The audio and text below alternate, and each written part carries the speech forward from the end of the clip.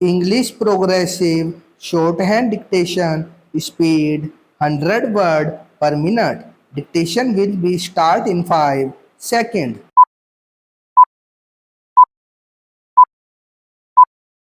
Start, sir. Natural calamities seemed to be now a very regular feature. This year, there are several states which are seriously affected by drought. In some states, it is the second successive year of drought, and in some other states, it is almost the third successive year. It means that large sums of money will have to be provided, and I trust the priorities will be respected. We cannot go on putting up with a situation in which hundreds of thousands of villages today are without drinking water, where from any drinking water is to be provided is not even known. The state governments do not know what to do with it. It is not money alone that matters, though large sums of money will have to be provided to ensure that drinking water is made available to villages. The finance minister knows that farmers must be risen remunerative price. Mr. Finance Minister, I would request your attention to this particular point. You have said that by giving remunerative prices to farmers in respect of sugar, you have seen the result immediately, and the manner in which the sugar cultivation improved has increased, and you have larger sugar production. That is exactly what we say. If you give remunerative price to farmers for what they produce, not only will you be doing justice to them, but you also will ensure increased production. Productivity is one of your major ought to be one of your major thrust bears.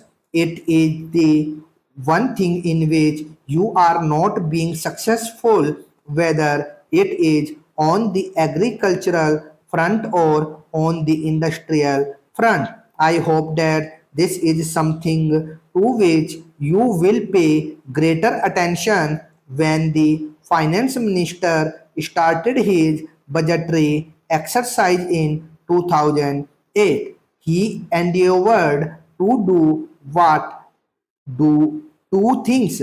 One was to loosen the tight regularity grip that he had on industry. Government decided to loosen it a little bit. The second thing that they had decided to do was to a streamlining the fiscal and budgetary process so as to enhance revenue collection and stabilize the business and trade. On both these fronts, subsequent developments have been somewhat hesitant, but in some cases very contradictory also, so far as loosening the tight grip that government has on the industry. I think government has realized that by really loosening it in a judicious way, there has been tremendous improvement in the situation.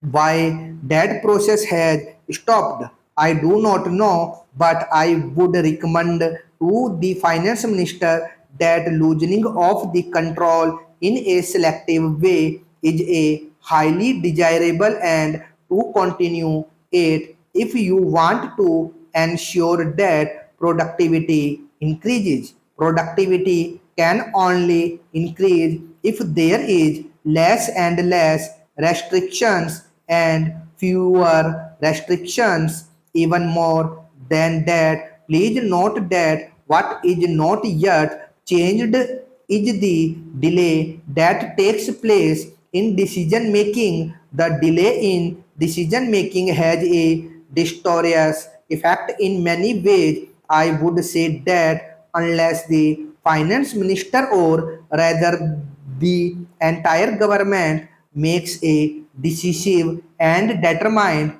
effort in this direction, they will find that many of their good policy decisions may also not produce the desired results. So far as streamlining of the fiscal and budgetary process is concerned, I have already said that the streamlining has been successful up to a point, but it is the budgetary process where the finance minister desired to have an open policy that have something in regard to say.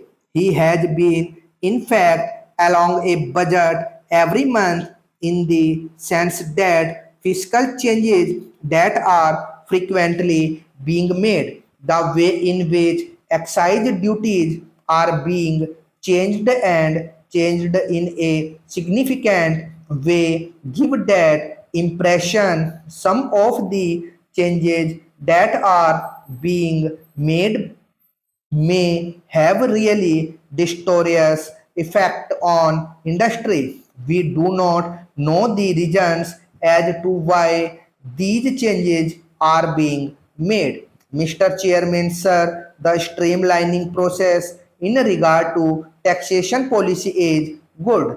I understand that the income tax bill is being revised.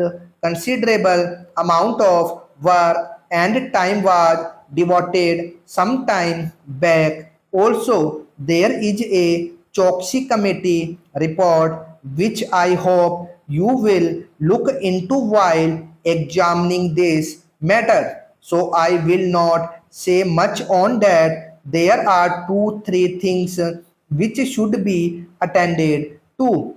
Look at the state of affairs in the construction industry. Why is the construction industry not flourishing as much as it should be at a time when there is tremendous housing shortage?